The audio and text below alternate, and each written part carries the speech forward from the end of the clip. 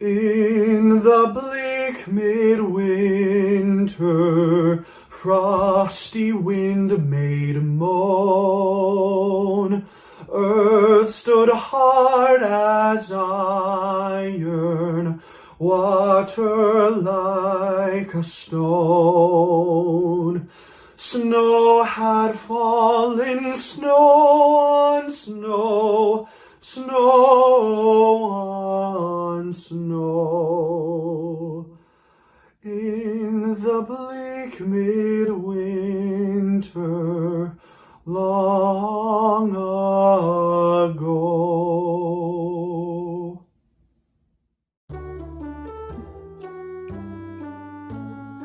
Blessed old Santa Claus, King of delights. What are you doing these long winter nights? Filling your sleigh with new trinkets and toys, wonderful gifts for the girls and boys? While you are planning for everything nice, please, let me offer you a bit of advice. Don't take it too hard if I say in your ear, Santa, I think you were partial last year. Loading the rich folks with everything gay, snubbing the poor ones who got in your way. Now, of all the times in the year, I am sure this is a time to remember the poor, little red hands that are aching with cold. You should have mittens your fingers to hold, poor little feet with your frostbitten toes. You should be clothed in the warmest of hose. On a dark hearth, I would kindle a light till the sad faces were happy and bright. Don't you think, Santa, if all your life through, someone had always been caring for you, watching to guard you by night and by day, giving you gifts you could never repay, sometimes at least, you would sigh to recall how many children have nothing at all, safe in your quiet chamber at night, cozy and warm in your blanket so white? Wouldn't you think of the shivering forms out in the cold and the wind and the storms? Wouldn't you think of the babies who cry, pining in hunger and cold till they die? Oh, blessed old Nick, I was sure if you knew it, you would remember and certainly do it. This year at least, when you open your sack, pray, give a portion to all who may lack. Then, if you have anything left over, bring a small gift for your friend. Kitty Clover.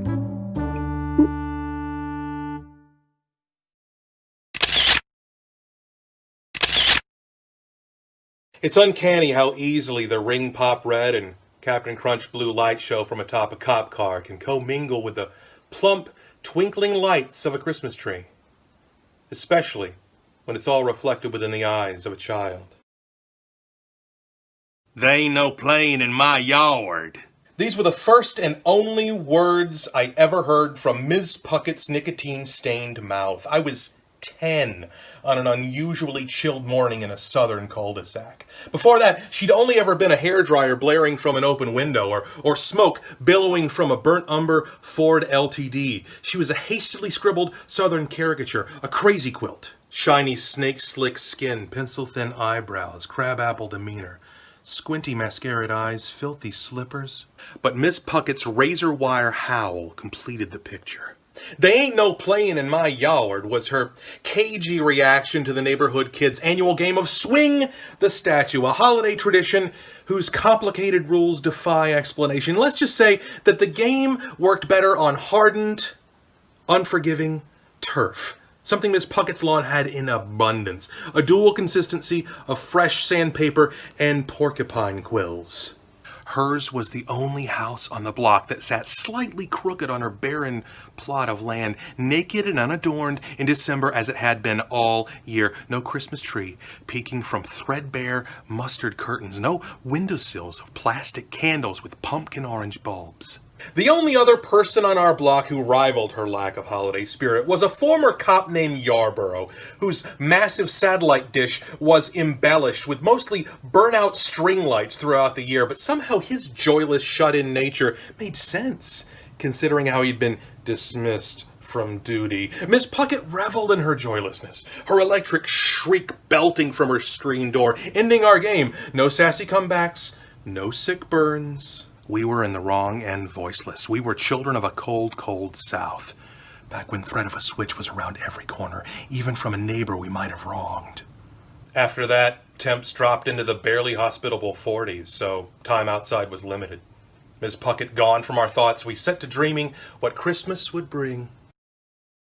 Until the night of Christmas Eve. Ring pop reds. Captain Crunch Blue Light Show. Miss Puckett slumped in her driveway, crying, shivering, every whimper smoke hanging in the air, Abbott and Costello duo of policemen consoling her. Neighbors skirted through waist-high shrubs to speak to people they rarely exchanged nods with. Turns out none of the adults ever talked to Miss Puckett either. Kids were quizzed, but not even a game of Swing the Statue could have predicted the wailing that echoed from her driveway, seeping into every crack in the asphalt of Lilac Drive. On Christmas Day, we awoke to full stockings, took naps in wrinkled wrapping paper, clutching factory-polished action figures. Miss Puckett's Ford LTD was missing from her carport. Yarboroug's satellite string lights strung across her bushes, a hasty afterthought of lighted statues, Frosty, Santa, Baby Jesus, an onlooking donkey, scattered across her scabbed front lawn. A fluffy wreath hanging on her shell-pink front door. Someone had awkwardly tried to give her solace. Possibly many someones. Lots of never knews, as my grandfather used to say. Never knew who plastered her house with Christmas cheer. Never knew her reaction once she came home to see it all. Never knew what she was wailing about the night before. Just Christmas mysteries shuffled into Christmas memories. But to this day, whenever a winter chill fills my lungs, I think about that crooked house on that prickly lawn and the one woman this holiday never could reach.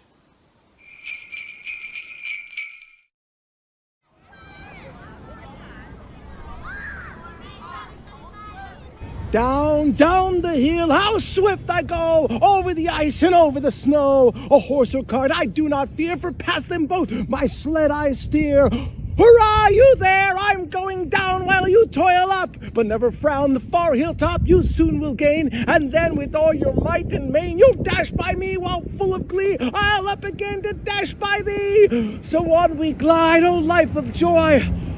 What pleasure has the glad schoolboy?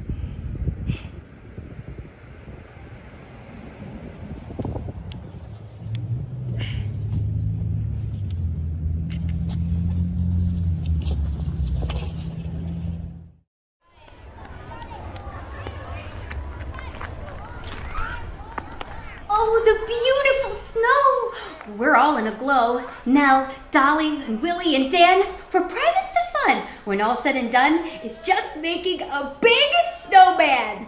Oh, 2 stones for his eyes. Look quite owlishly wise. Hard pinch of snow for his nose, then a mouth that's as big as the snout of a pig, and a one old pipe, I suppose. When the snowman is done, then tomorrow, what fun to make piles of snow cannon all day, and to pelt him with balls till he totters and falls, and a thaw comes and melts him away.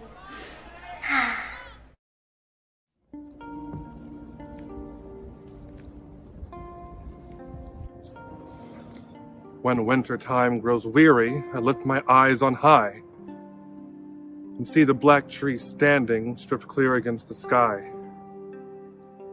They stand there very silent, with the cold flesh sky behind. The little twigs flare beautiful and restful and kind. Clear cut and certain they rise with summer past. For all that trees can learn, they know now. At last, slim and black and wonderful, with all unrest gone by, the stripped tree boughs comfort me. drawn clear against the sky.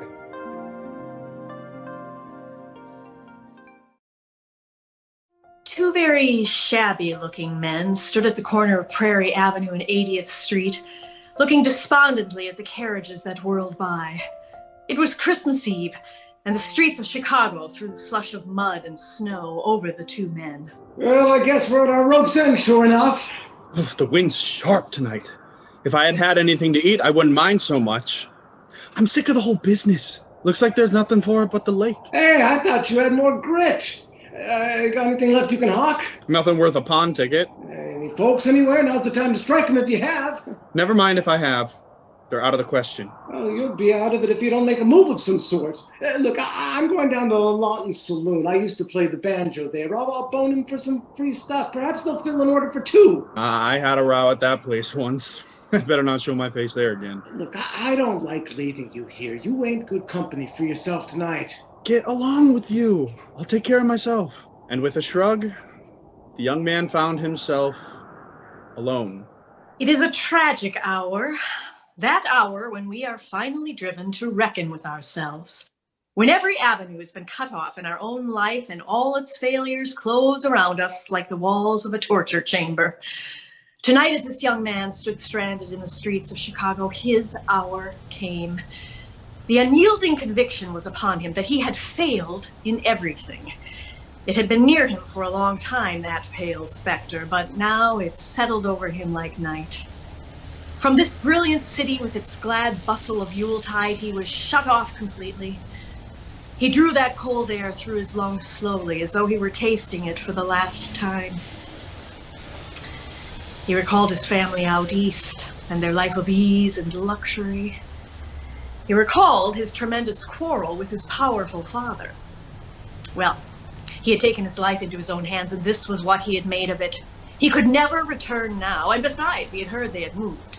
No, that door was closed. Suddenly, he caught the scent of bread in the sharp evening air and felt a stab of pain in the pit of his abdomen and a sudden moisture in his mouth. His cold hands clenched angrily, and for a moment he felt the bitter hatred of wealth, of ease, of everything that is well-fed and well-housed. He looked about quickly and felt the blood begin to stir in his veins. In all his straits, he had never stolen anything, but tonight there would be no tomorrow. He had failed at everything else. Now he would see what his chances would be as a common thief. A girl hastened by him with her arms full of packages. As she crossed the muddy street, she made an effort to lift her skirt a little, and as she did so, one of the packages slipped unnoticed from beneath her arm. He caught it and overtook her. Excuse me, but I think you dropped something. Oh, yes, thank you. I would have rather lost anything than this. The young man turned angrily upon himself. The package must have contained something of value. Why had he not kept it? Was this the sort of thief he would make? He ground his teeth together just as a carriage drove up to the house before which he stood. Several richly dressed people alighted and went in. It was a new house, another Romanesque monstrosity that must have been built since he was in Chicago last. The front door was open and he could see down the hallway and up the staircase. The servant had left the door to attend to the guests. The first floor was brilliantly lit, but the upstairs windows were dark. It looked very easy. Just slip upstairs to the darkened chambers where the jewels and fashionable trinkets were kept. He entered quickly, instinctively removing his mud-stained hat as he passed quickly and quietly up the broad staircase. He met no one on the gas-lit stairs or in the upper hall. He passed the first chamber door through sheer cowardice. The second he entered quickly, lest his courage should fail him, and closed the door behind him. The light from the hall shone in through the transom. The chamber was furnished richly enough to justify his expectations. He went at once to the dressing case. A number of rings and small trinkets lay in a silver tray. These he shoved hastily into his pocket. He opened the upper drawer and found a lady's watch and a pair of old-fashioned bracelets. He seemed dimly to remember having seen bracelets like them before. The lower drawer held a cup of some kind. He held it to the light, And then his strained nerves gave way, and he uttered a sharp exclamation. It was the silver mug he used to drink from when he was a little boy. Suddenly, the door opened, and a woman in evening dress stood facing him. The light from the hall streamed in upon him, but she was not afraid. She stood looking at him a moment, and then threw out her hand and went quickly to him. William! William, is that you? Mother, you must not. You don't understand. A dry, hard sob broke from him as he strove to disengage himself. Who says I shall not kiss my son? Oh, my boy, we have waited so long for this, even I almost gave you up. You don't understand. I didn't know you were here. I came here to rob. My pockets are full of your jewels now. Can't you hear me? I'm a common thief. Hush, my boy. How could you rob your own house? How could you take what is your own? They are all yours, my son, as wholly yours as my great love. You can't doubt that, can you, William? Her soft voice stole through his chill, empty veins like a gentle stimulant. She held him fast as he groaned aloud. Oh, Mother, life is hard. Hard. She said nothing, but held him closer. For a moment, they stood so silently. Then they heard a heavy step upon the stair. That is Father. I must not see him. She gripped him tightly. You shall not leave again. He will be so glad, Willie, so glad. He may not know how to show it, but believe me, he will be as happy as I. Oh, why do you think we came to this place? No, not only for business, but because he felt we might be nearer to you. She went out and closed the door. At the top of the staircase, she met a tall, broad-shouldered man, his face alert and stern. Her eyes were shining, and her whole face was one expression of intense determination. James, it is William in there. Come home. You must keep him at any cost. If he goes this time, I go with him. Oh, James, be easy with him. He has suffered so. He looked at her questioningly a moment, then went into the room and quietly closed the door. She stood leaning against the wall, clasping her temples with her hands and listening to the low, indistinct sound of the voices within. Her own lips moved silently. She waited a long time, scarcely breathing. At last the door opened, and her husband came out. You go to him now.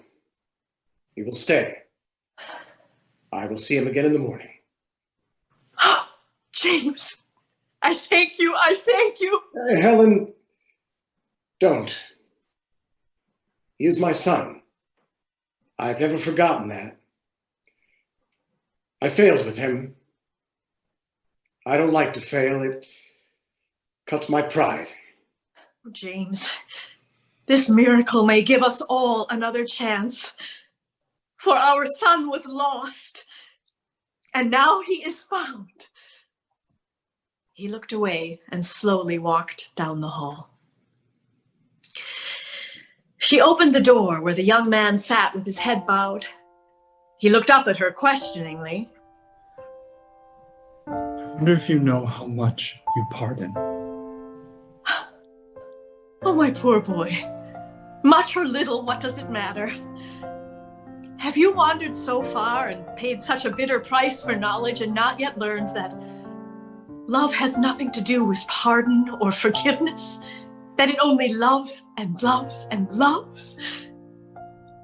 You are home, my son. And that is all.